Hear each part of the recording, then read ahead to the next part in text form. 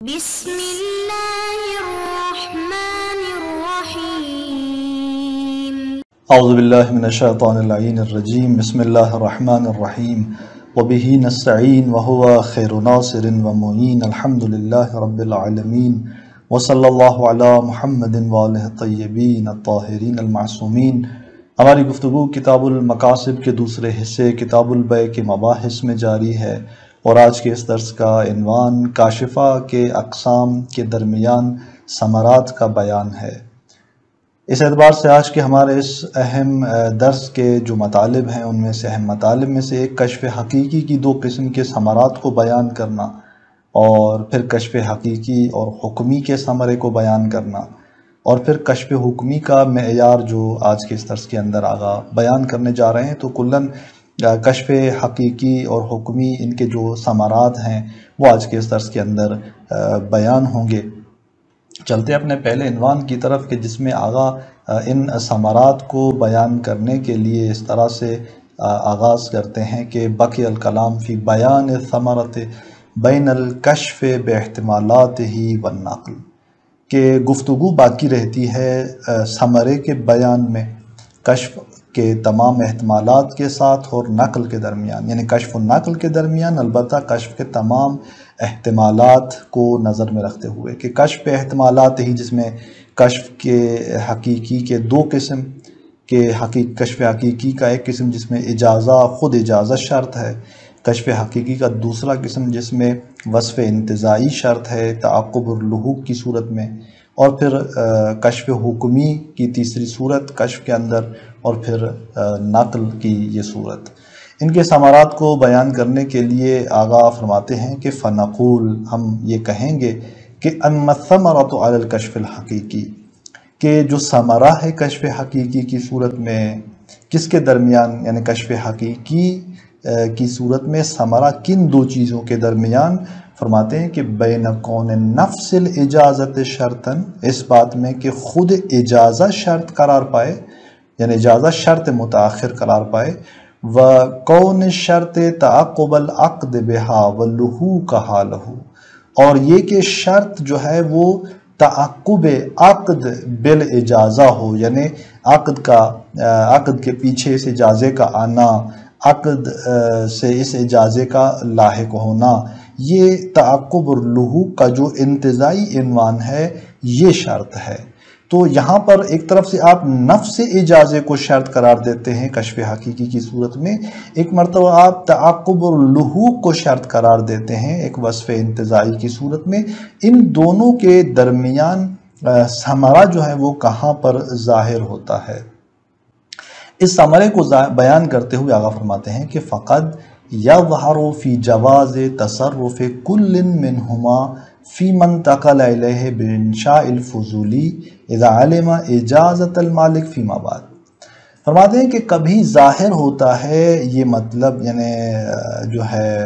فقد یظہر، یعنی یہ ثمرہ جو ہے ظاہر ہوتا ہے اس بات میں کہ ان میں سے ہر ایک کے تصرف کے جواز میں فیما، اس چیز کے اندر کہ جو اس تک منتقل ہوئی انشاء فضولی سے، یعنی وہ مشتری جو طرف اصیل ہے وہ اس سے تصرف جو ہے اس کے لیے جائز ہے، فی من انتقل الیہ بانشاء الفضولی، اس چیز میں کہ جو اس تک منتقل ہوئی، مثلا وہ مبیع جو اس مشتری تک منتقل ہوئی انشاء فضولی کے ذریعے، جب وہ مشتری وہ طرف اصیل جانتا ہو مالک کی اجازت کو، فیما بعد کے بعد میں مالک جو ہے وہ اجازت دے گا، اجازت کرے گا۔ تو یہاں پر جو ہے آگا فرماتے ہیں، آپ دیکھیں کہ یہ ثمرہ ظاہر ہو جاتا ہے اس صورت میں کہ جہاں آپ نفس اجازت کو شرط قرار دیتے ہیں تو وہاں پر ان میں سے ہر ایک جو ہے وہ تصرف اس کے لیے جائز قرار پاتا ہے، اور کہ یہاں پر جانتا ہے کہ مثلا جب کشف حقیقی ہے تو وہاں نفس اجازت شرط ہے تو وہ تو ابھی آئی نہیں، تو یہاں پر تصرف کے حوالے سے مشکل ایجاد ہوتی ہے اس کے لیے۔ لیکن جہاں آپ شرط کو تعقب عقد کے عنوان سے دیکھتے ہیں تو وہاں پر یہ شرط وصف انتزاعی کے طور پہ حاصل ہے اس کے لیے، تو بس یہاں تصرف کے جواز میں یہ ثمرہ ظاہر ہوتا ہے کہ یہ تصرف جائز ہے کہ نہیں ہے اس چیز میں جو اس تک انشاء فضولی سے منتقل ہوئی ہے، جب اسے معلوم ہے کہ مالک اجازت دے گا۔ تو ظاہر ہے جہاں پر وصف انتزاعی کی عنوان سے آپ شرط کو دیکھتے ہیں تو وہاں ابتدا سے ہی سبب جو ہے وہ سبب تام ہے اور مشکل وجود نہیں پاتی۔ وَأَمَّا الثَّمَرَةُ بَيْنَ الْكَشْفِ الْحَقِيقِ وَالْحُكْمِ مَعَ كَوْنِ نَفْسِ الْإِجَازَةِ شَرْطًا،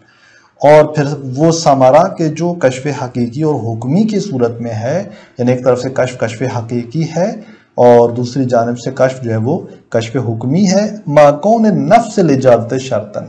اس صورت کے ساتھ کہ آپ خود اجازے کو شرط قرار دے رہے ہیں، ایک شرط متاخر کے عنوان سے۔ تو آپ فرماتے ہیں کہ یہ جو ثمرہ ان دو کے درمیان ہے کہاں ظاہر ہوگا؟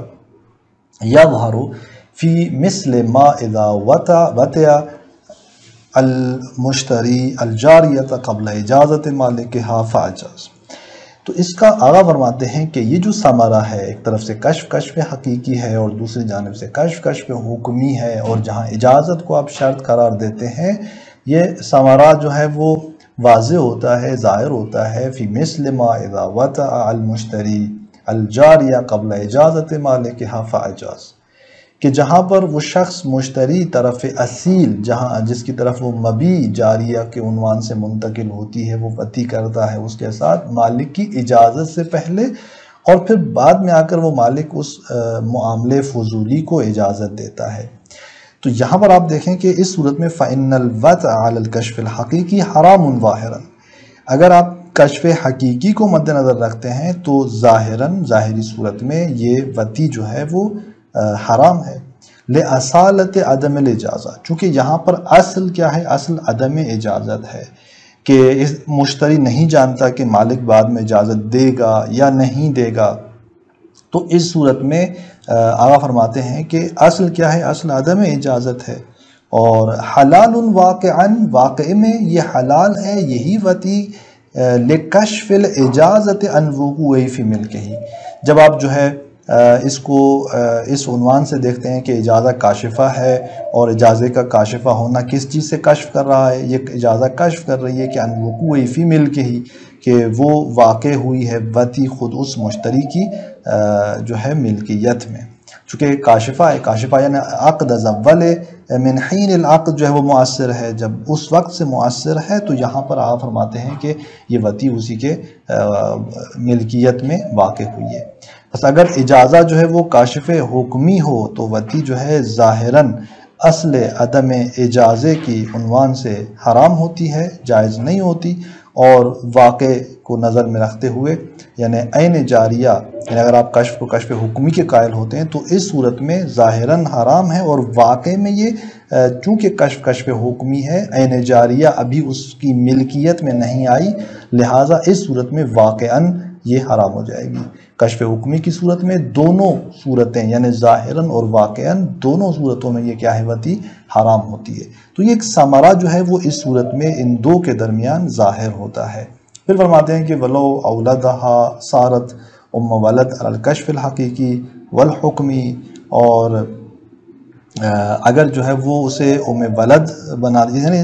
تقریباً اس کنیز کو جو ہے وہ صاحب ولد بناتا ہے وہ مشتری، تو صارت ام ولد، اس صورت میں وہ کشف حقیقی اور کشف حکمی دونوں صورتوں میں ام ولد قرار پاتی ہے۔ کیوں؟ لأن مقتضى جعل العقد الواقع ماضيا ترتب حکم وقوع الوطء فی الملک، اس لیے کہ جو عقد واقع ہوا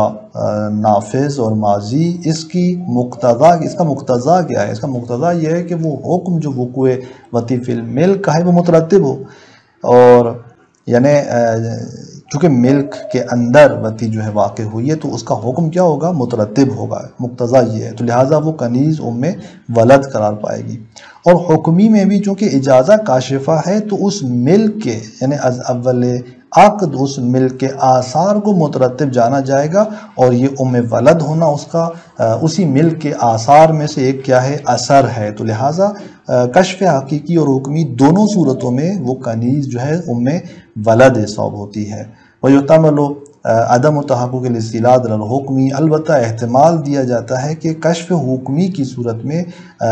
استیلاد جو ہے وہ متحقق نہ ہو، کیوں؟ فرماتے ہیں کہ لعدم تحقق حدوث الولد فی الملک، اس لیے کہ یہاں پر مشتری کی ملکیت میں وہ ولد جو ہے حادث نہیں ہوا۔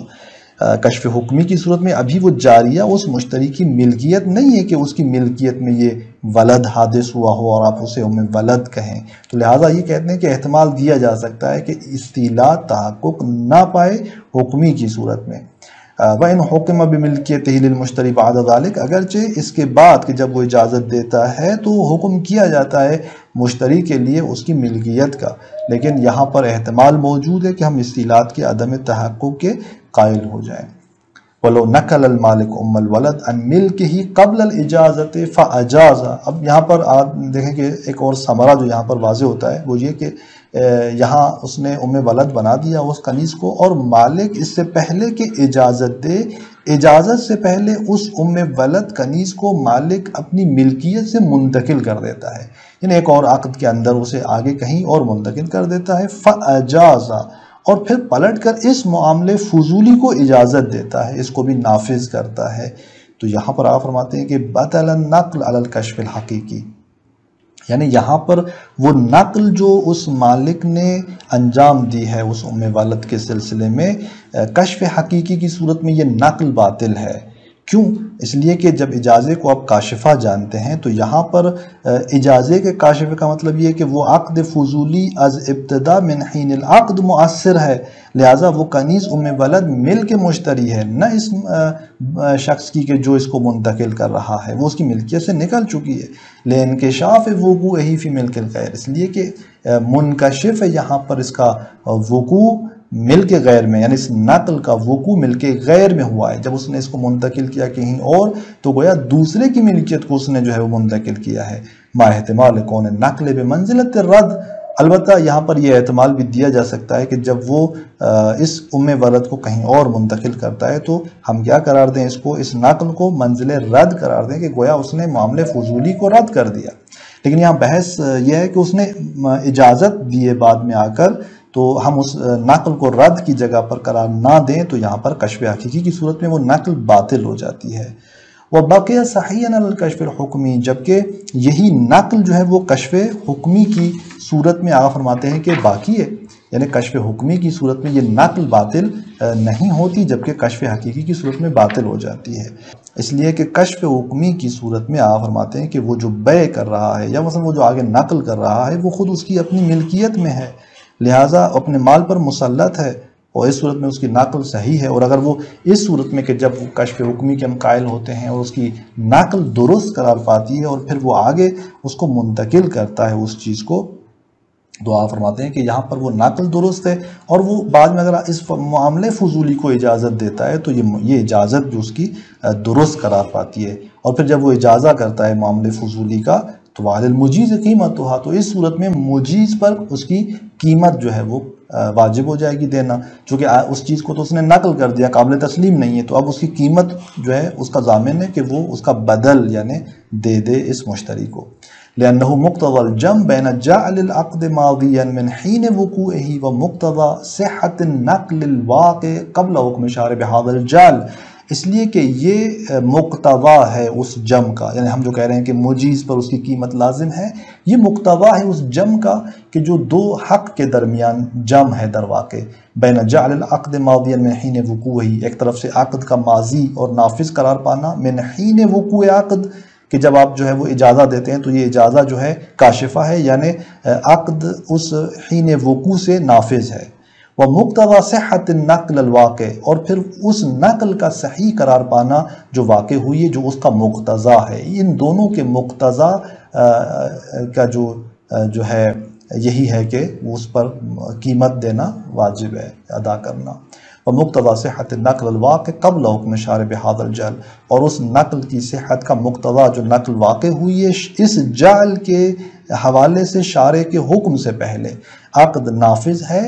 اور اس عقد کے ماضی اور نافذ قرار دینا جو شارع کی جانب سے ہے، اس سے پہلے نقل واقع ہوئی اور وہ نقل صحیح ہے، تو یہاں پر ایک طرف سے حق اجازہ ہے کہ وہ اجازہ دینے کا حق رکھتا ہے اور یہ اجازہ کاشفہ ہے، اور دوسری جانب سے وہ اس نے نقل کیا ہے اس کو، تو یہ ان کے درمیان جم جو ہے اس کا مقتضا یہی ہے کہ نقل بھی درست ہے، ادھر سے اگر وہ اجازہ دیتا ہے تو مجیز پر اس کی قیمت ہے۔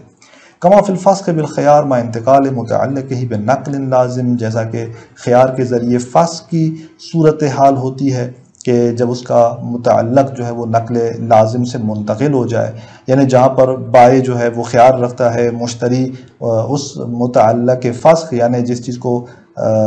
بائع فسخ کر رہا ہے بعد میں، وہ ایک نقل لازم کے ذریعے اس نے پہلے کہیں اور منتقل کر دی ہے، تو اب یہاں پر چونکہ حق خیار رکھتا ہے بائع اور وہ آ کر اگر خیار کو اعمال کرتا ہے تو یہاں پر مشتری جو ہے چونکہ اس کے پاس وہ عین تو موجود نہیں ہے تو اس کا وہ خیار اعمال کرنا بھی درست ہے، اس کا وہ نقل کرنا مشتری کا وہ بھی درست ہے،